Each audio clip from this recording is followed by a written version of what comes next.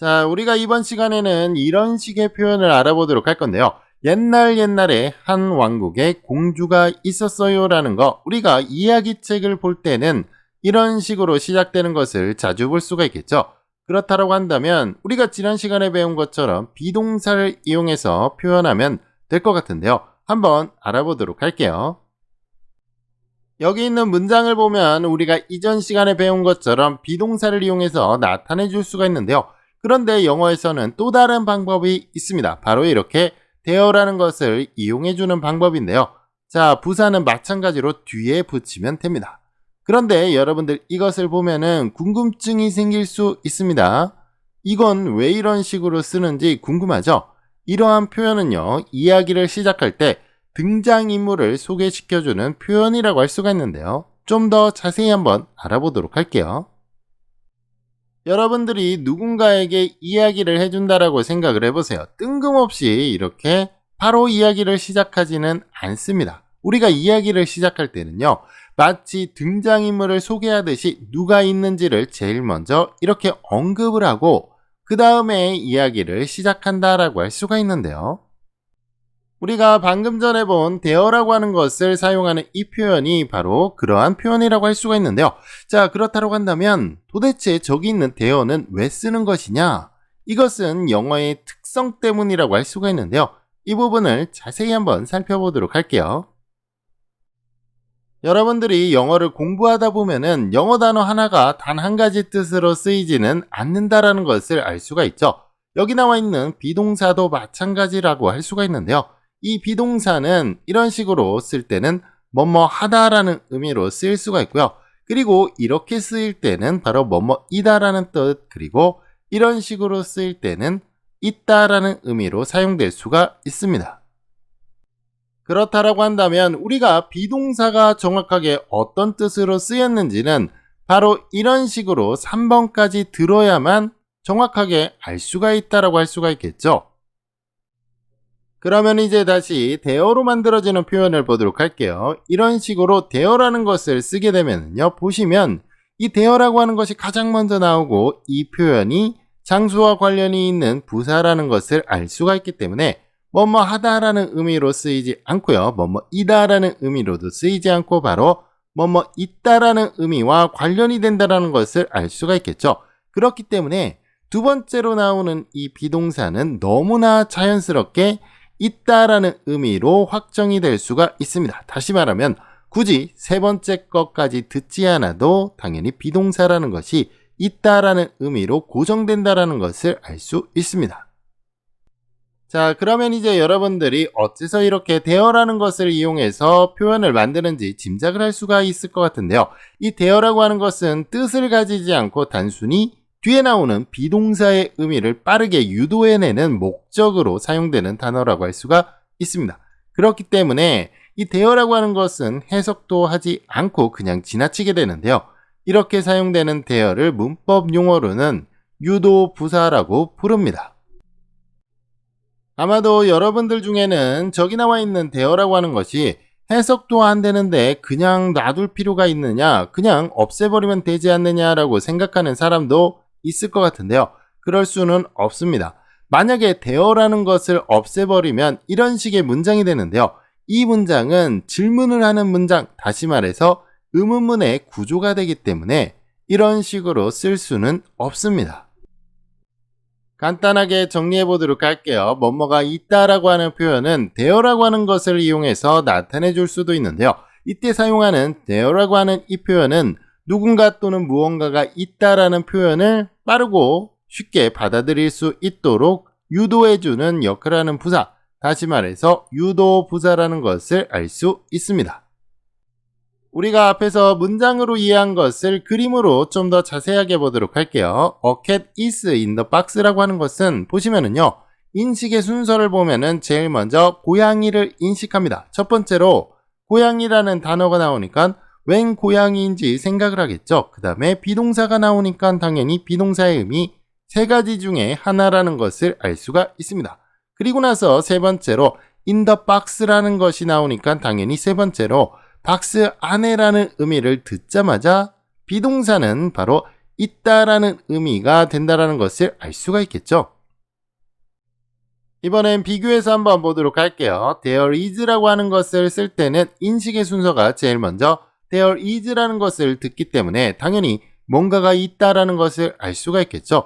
그렇기 때문에 비동사라고 하는 것도 의미 자체가 있다라는 것으로 확정이 된다는 것을 쉽게 알 수가 있고요.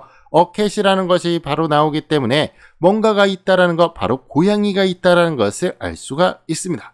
그리고 나서 어디에 있는지 부가적인 정보가 나타난다라고 할 수가 있겠죠.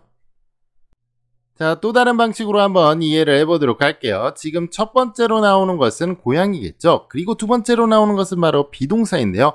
비동사라고 하는 것은 이렇게 세 가지 의미로 해석이 될 수가 있습니다. 자, 그리고 나서 세 번째 in the box라고 하는 것을 듣게 되면은 당연히 비동사라고 하는 것이 있다라는 의미로 쓰였다라는 것을 알 수가 있겠죠. 이번엔 there is라고 하는 표현을 보도록 할게요. 이렇게 나오면은 당연히 첫 번째로 듣는 것이 there라는 것을 듣기 때문에 비동사가 있다라는 뜻으로 쓰인다라는 것을 알 수가 있고요. 그 다음에 무엇이 있는지를 알 수가 있고, 그 다음에 어디에 있는지 이렇게 순차적으로 알 수가 있습니다. 자, 그렇기 때문에 there라고 하는 것을 씀으로써 바로 비동사가 있다라는 의미로 쓰인다라는 것을 너무나 쉽고 빠르게 알 수가 있겠죠. 자, 우리가 이렇게 여러 가지 방법으로 there를 이용한 표현을 왜 쓰는지 알아봤는데요. 여러분들 왼쪽에 있는 표현은요, 고양이를 먼저 쓰고 있죠. 고양이를 먼저 써서 궁금증이 생기도록 만들려고 의도적으로 사용하는 표현이라고 할 수가 있고요. 우리가 알고 있는 뭐뭐가 있다라는 표현은 영어에서는 바로 이 표현을 사용한다라는 것을 잘 기억을 해 두셔야 합니다. 그러면 우리가 주의해야 하는 부분도 한번 알아보도록 할게요. 맨 처음에 무언가 또는 누군가가 있다라는 것을 언급하는 이런 식의 표현은 당연히 아직 정해진 대상이 될 수가 없겠죠. 그렇기 때문에 보시면은요, 이 표현에는 이렇게 부정관사 어를 쓰고 있다는 것을 기억해 두는 것이 좋습니다. 또 다른 주의사항을 한번 보도록 할게요. there를 이용한 표현은 동사가 먼저 나오는 특성이 있는데요. 그렇기 때문에 뒤에 나와 있는 명사와 단수와 복수가 제대로 맞는지 보는 것이 필요합니다. 그래서 보시면은요, 캣은 단수니까 is를 써주고 있고요. cats 하고서 복수가 나올 때는 당연히 복수 동사가 나온다는 것을 알 수가 있겠죠. 과거에서도 마찬가지로 이런 식으로 단수와 복수를 잘 맞춰주는 것이 필요합니다. 그러면 문법적으로 한번 살펴보도록 할게요. 일단 단어들의 특성을 보도록 할게요. there라고 하는 것은 부사이고요. 그 다음에 is나 are는 동사, 그 다음에 명사가 나타나고 있죠. 그리고 나서 전치사 플러스 명사는 부사로 나타나고 있다는 것을 알 수가 있습니다. 자, 그러면 단어들의 역할을 보도록 할게요. 양쪽에 있는 부사는 아무런 역할을 하지 않습니다. 그렇기 때문에 지금 동사가 먼저 나와 있고요. 그리고 명사가 바로 주어라고 할 수가 있겠죠.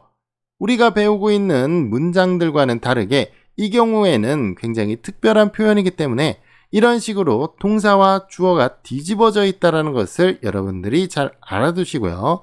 앞뒤로 있는 부사는 아무런 역할을 하지 않기 때문에 결국에는 이것도 주어 동사로 이루어진 일형식 문장이라는 것을 알 수 있습니다. 그러면 저와 함께 몇 문장 연습해 보도록 할게요. 첫 번째 문제 보도록 할게요. 그 방 안에는 침대가 있었다라는 표현인데요. 일단 there라는 것을 이용해서 나타내줘야 되겠죠. 그래서 지금 있었다 과거 형태로 쓰고 있으니까 was를 써주고요. 그 다음에 뒤에다가 뭐가 있는지 나타내주면 되겠죠. 그리고 나서 부사를 갖다 붙여주는데요. 전치사 플러스 명사를 이용해서 표현해 줄 수가 있습니다. 다음 문제 보도록 할게요. 그 탁자 옆에는 의자들이 있다라는 표현인데요. 마찬가지로 there라는 거 나오고요. 그 다음에 있다라는 표현 갖다 놔야 되는데 의자들이니까 당연히 복수를 생각해야겠죠. 그래서 are를 쓰고요. 그 다음에 뭐가 있는지 chairs를 갖다가 놓습니다. 그리고 나서 부사를 갖다 붙이면 되겠죠.